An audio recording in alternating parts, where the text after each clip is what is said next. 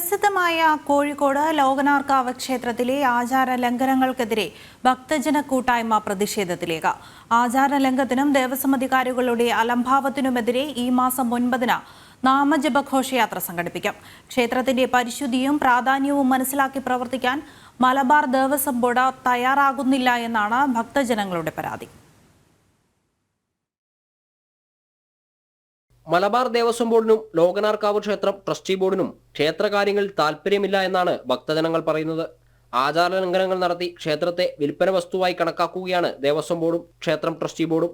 സംസ്ഥാന സർക്കാരിന്റെ take A break പദ്ധതി നടപ്പിലാക്കാൻ ദേവസ്വം ഭൂമി ഉപയോഗിച്ചുവെന്നും വില്യാപ്പള്ളി പഞ്ചായത്തിന്റെ നേതൃത്വത്തിലുള്ള വിവിധ പരിപാടികൾ ക്ഷേത്ര സംബന്ധമായ സ്ഥലത്താണ് നടത്തുന്നതെന്നും ആരോപണമുണ്ട്. പഞ്ചായത്ത് പദ്ധതികൾക്ക് ആവശ്യമായ സാധനങ്ങൾ മാസങ്ങൾക്ക് മുൻപ് ക്ഷേത്രഭൂമിയിലാണ് ഇറക്കിയത്. ഇതുവരെ അവിടെ നിന്ന് മാറ്റിയില്ലെന്നും ഭക്തർ ചൂണ്ടിക്കാട്ടുന്നു.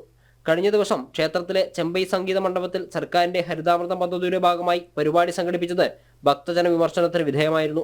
മുൻപ് ബാലഗോകുലം ശ്രീകൃഷ്ണ ജയന്തി ആഘോഷവുമായി ബന്ധപ്പെട്ട് സ്ഥാപിച്ച ഫ്ലക്സ് ക്ഷേത്രഭൂമിയിൽ നിന്ന് എടുത്തുമാറ്റിയ ഭരണസമിതി ക്ഷേത്രമുറ്റത്ത് വെച്ച് നടത്തിയ CITU മെമ്പർഷിപ്പ് വിതരണം തടയാതിരുന്നത് എന്തുകൊണ്ടാണെന്നും ഭക്തർ ചോദിക്കുന്നുണ്ട്. ഇങ്ങനെ നിരവധി വിഷയങ്ങൾ ഉയർത്തിയാണ് പ്രതിഷേധം സംഘടിപ്പിക്കുന്നത്.